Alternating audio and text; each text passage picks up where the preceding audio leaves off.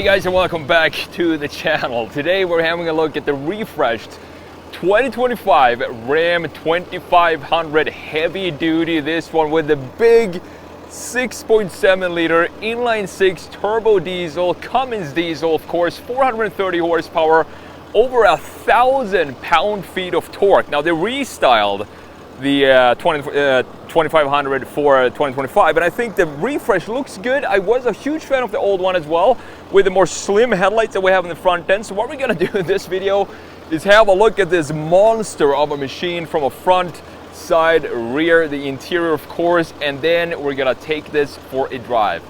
Learn design sketching online with me. My online class is now only $47. If you have any desire to pick up the skill of sketching products using simple tools such as just a big pen and some cheap print paper, this is something you want to check out. Now, over the years, I've taught over thousands of students from all around the world how to sketch cars and products using my simple sketching techniques, and most of them have seen amazing results from my classes. Analog Designer Pro Pack is the full bundle of all my classes I've released over the years, and it's yours for just $47. You also have a lifetime access to all the videos. Check out everything that's included and see what my students have to say in the link in the description, or simply visit analogdesignerpropack.com.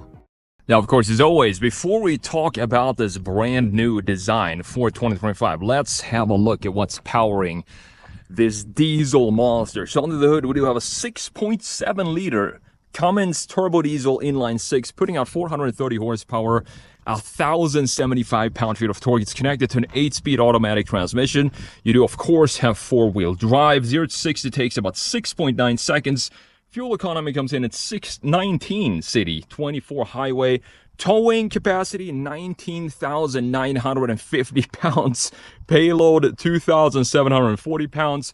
And the price for this, as tested with the inline 6 and also the sport appearance package, comes out at $84,545. So with that said, let's close down the hood, which is all the way up there. I'm really going to have to reach for it. I'm honestly not sure if I can even reach up here. It's so tall, this vehicle. So close this down, and you can see that we do have the sport appearance package, meaning that the hood is a different hood, different 20-inch wheels.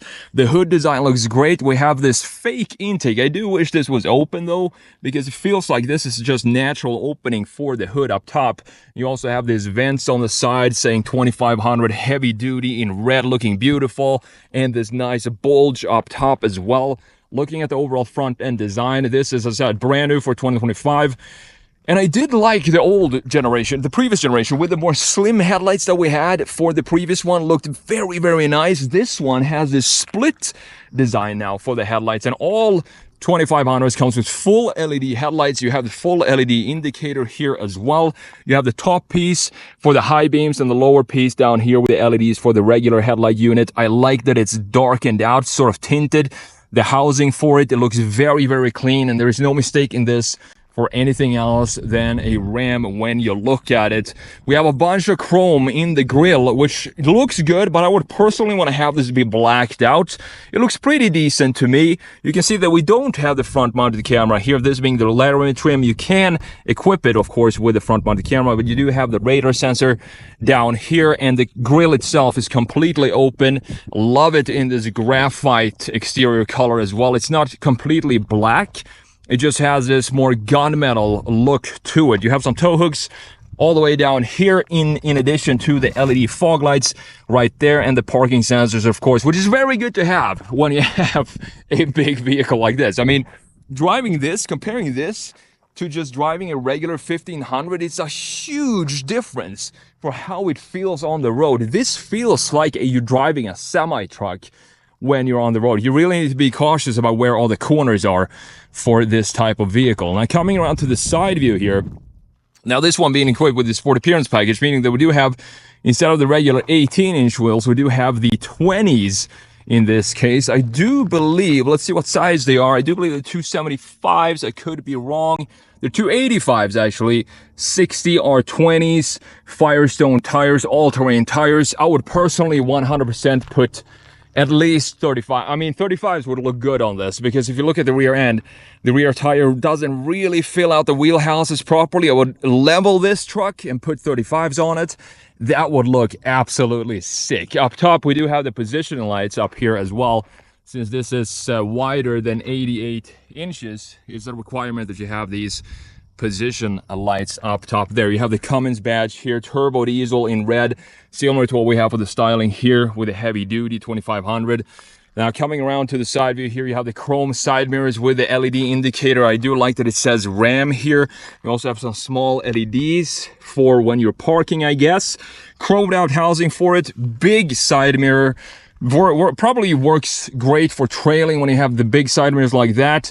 You have the optional side step in the lower section going from wheel to wheel in chrome at the lower section down there. You have tinted rear windows, and the rear seats for this is absolutely massive. You're not going to have any problems whatsoever fitting in the back seat of this. Now the bed size, you can get this with the 8-foot bed, this one being the 6'4". You have the fuel cap here as well. Now, the reason why I want to level trucks pretty much every single time I see a truck like this is because when you get it from factory, it always has this raked design to it.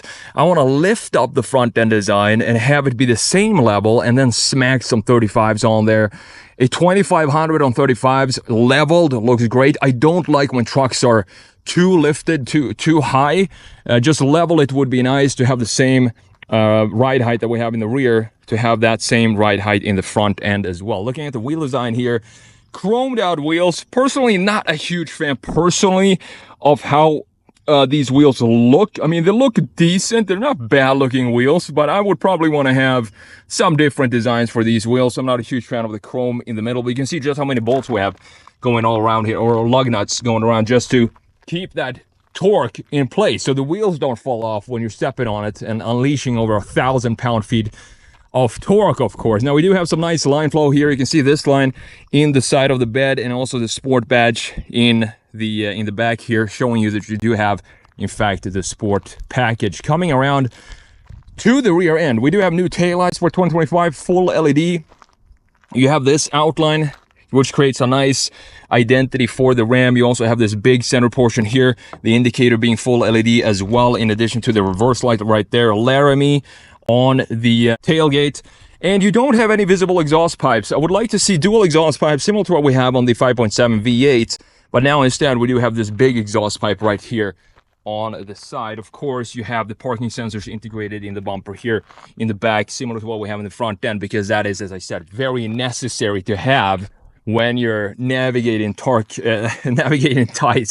parking spaces into this type of vehicle. So folding down the tailgate, you can check out the bed. You do have a spray-in bed liner here.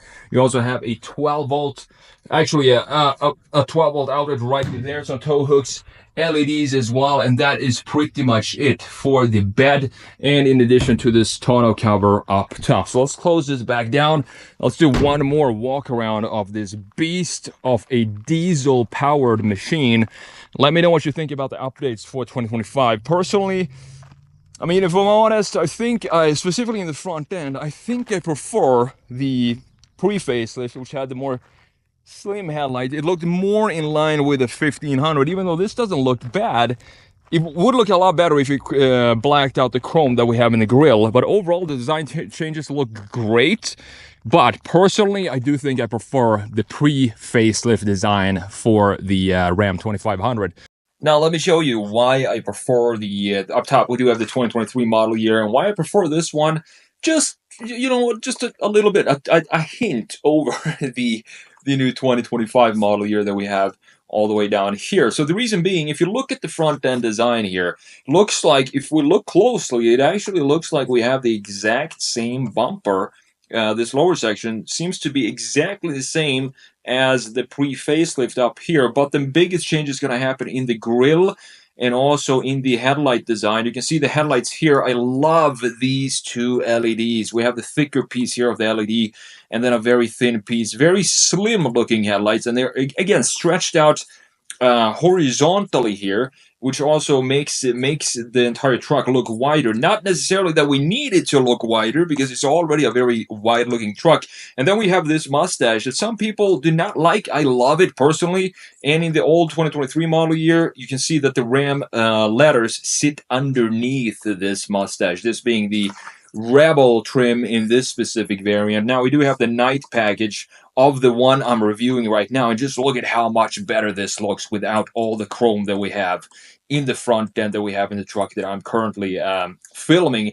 And you can see that the headlight unit is a little bit different here. We do have this separation now with this body or plastic piece. So we have the lower section of the headlight unit being right here. We have one beautiful looking LED, even though it does not have this thickness that we had in the old version. Actually, it's set right here in the inside.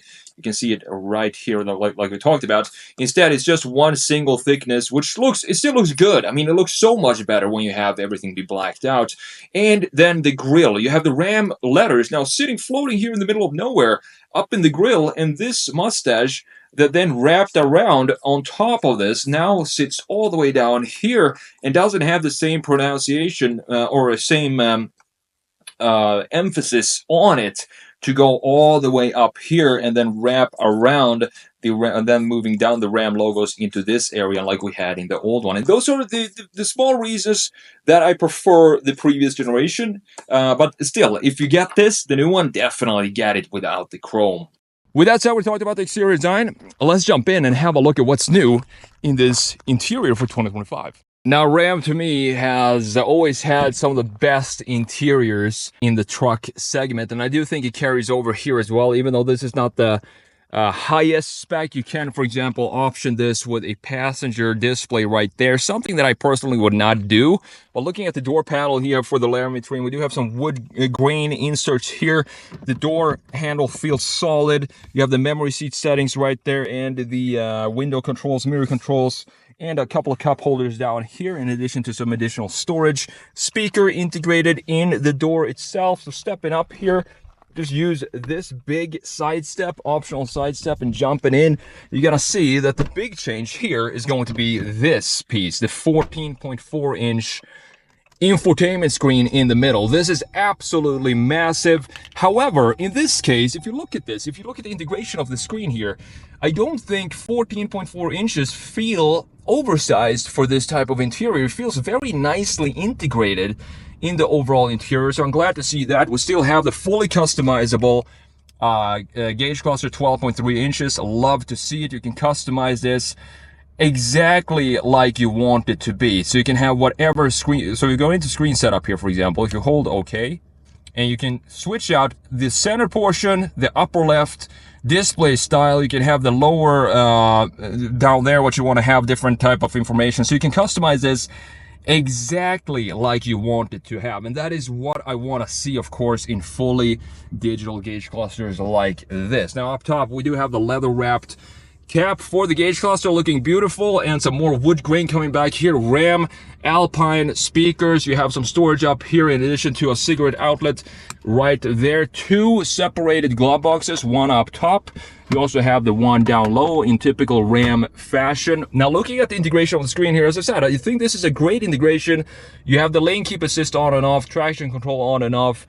You have the tow haul mode right here, parking sensors on and off, and the exhaust brake if you want to turn that off. Specifically useful, of course, if you're going downhill and you want to use some engine braking and exhaust braking. Looking at the vents here, looking beautiful, integrated. It's typical Ram fashion for the last 5 years or so. I love that we still have the analog or the physical buttons for the fan speed, the temp, and so on. You have wireless Apple CarPlay here going into comfort. You can see we have heated and ventilated seats in 3 different levels. Actually, let's turn on the ventilated seats because it only says 72 degrees, but it feels a lot warmer than that in here. Fan speed down here or with the buttons. Volume knob, tuning knob for the radio, mute button as well. Going in here, we can go into vehicle, for example, and check out what we have here. Vehicle cameras. We can see rear camera. That is the only camera that we have for this Laramie. We could equip this, option this with a 360 camera if you want to, which probably a good idea for a vehicle this size, I would say. So this infotainment screen, Uconnect 5, works very well, and works even better, of course, when you have it connected to your phone. You have the trail brake controls here as well, in addition to a bunch of USB-Cs. We have some old USBs down here, and the USB-Cs and an aux port right there in the middle. New for 2025, 2 separated phone chargers. Love to see that. You're going to slide your phone in here. It sits nicely inside of these holders at the bottom. You just slide it in, and it charges automatically. All the way down here, you have another house outlet like we had in the bed as well, in addition to a lot of storage all the way down here. You can slide this back and forth. You have a couple of cup holders here. This is what the key looks like. They didn't really make any changes to the key design for 2025. You have remote start, open the tailgate, and lock, unlock, and that is pretty much it. It does says RAM on the back right there. So if you slide this all the way forward, you have even more storage here. RAM logo up top on the center armrest. Open this up. You can see we have this shallow tray, the first level. We can also open it up the full level. That gives you access to the entire storage that we have underneath the armrest, which is absolutely massive. Have some cool measurements here on the underside, inside of the plastic of the armrest as well. Not sure how many people are actually going to use this, but it's cool that they actually put it in there. Looking at the seat design, it looks like we have some Alcantara on the side, a Laramie in the backrest, heated ventilator, of course.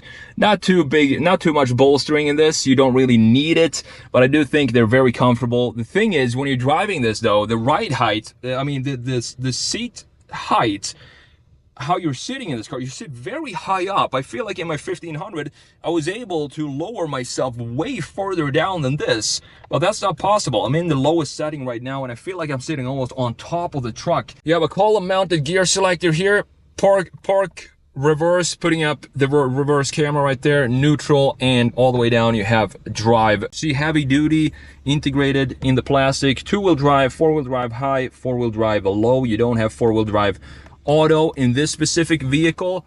Looking at the steering wheel, if you're used to Rams the last 5 years, this steering wheel is going to look very, very familiar to you. We have the controls to customize the gauge cluster right here on the left side, and you also have the cruise control settings on the right side, and the gear selector here. If you want to use exhaust brake, you can use that. You can also use engine braking by selecting the gears manually here. I keep coming back to the customizations of this gauge cluster. It's just beautiful to see. As you can see, we have a bunch of different things that you can have here, information. You can have these auxiliary gauges in the middle, or whatever you want. It's just a beautiful setup. And exactly, I mean, if you're gonna have everything be pixelated, why not make it fully customizable just like this? I like to have it probably with the auxiliary gauges like this. It looks pretty clean. Or you can even have it in just regular speedometer like that. Look, also very clean. Now we have another vent here on the side. We have the light settings here. I'm gonna keep it on auto for now. And up top, we don't have a sunroof, which is totally fine for me. I like to have it like this. No sunroof looks great. So let's jump in and check out the back seat for this and how much space I'm actually going to have, being 6'1", 6'2", behind my own driving position. Now you can, of course, fold the seats back up. And if we release this piece, you also have a little bit of storage underneath there, looking beautiful. You can do the same thing with this area. Fold this. Let's see. There we go. And you can also slap up that piece to have storage underneath it there. Beautiful. Check out the space, and you have, as I said, I mean, there is no lack of space back here. Even if I'm pretty tall, 6'1", 6'2", no problems with the headroom. As you can see, plenty of headroom and plenty of legroom as well. You do have another 12-volt outlet, and in addition to 4 more USBs here, 2 USB regular and 2 USB-Cs.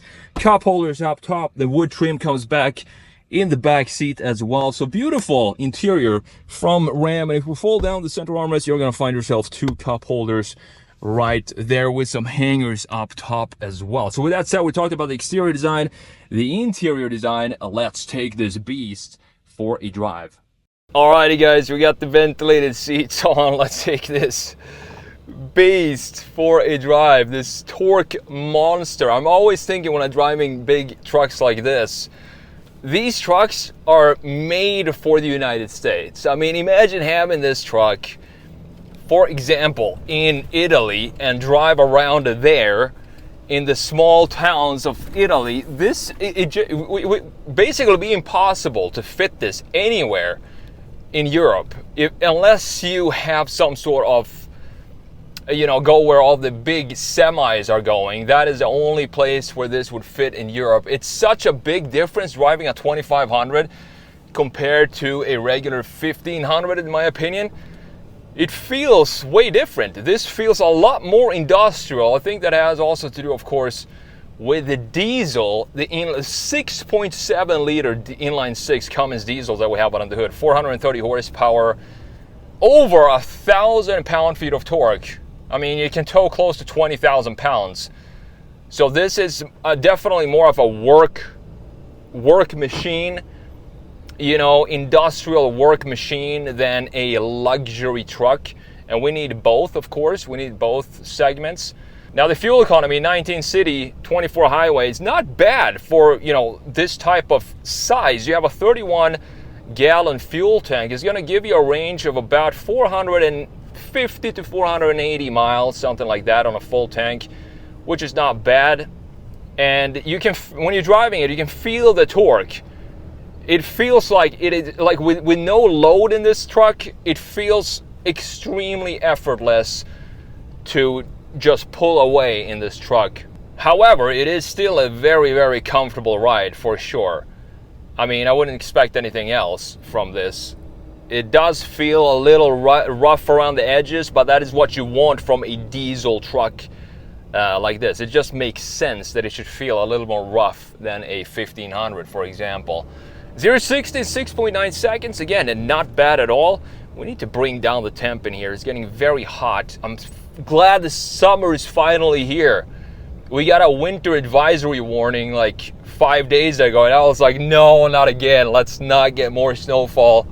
And then I think that was the last attempt from winter to bring some snow in. Hopefully we don't get more snow up until, you know, winter comes back at the end of the year. But let's come out to this main road and let's floor it up there in the corner as always on this beautiful mountain road here in Red Rocks, Colorado. We do have 83 degrees outside now. The gear shifts are extremely smooth. The ride is smooth. The only thing that I would like to change with this driving experience is just I want to sit a little lower than this. I can see the entire hood in front of me here. I know that this is not the case in a 1500. In a 1500 you can definitely sit way lower than this, and I would prefer to just be able to do that in the 2500 as well, because it's already such a tall vehicle that just having it the seat position be this high, it feels like I'm sitting on top of the truck.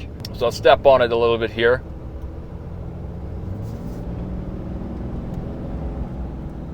The thing about big vehicles like this is it really doesn't matter how fast you're going. You're never gonna get the sensation of going fast, because it literally feels like you're driving around in a big apartment. I mean, the sensation of speed in this compared to a Miata, for example, is night and day. If I'm going 45 now, actually I'm in kilometers, so 33. I'm doing 35 miles an hour now. And in a Miata, it would feel like I'm doing 80. You know, specifically on roads like this, we have corners like this.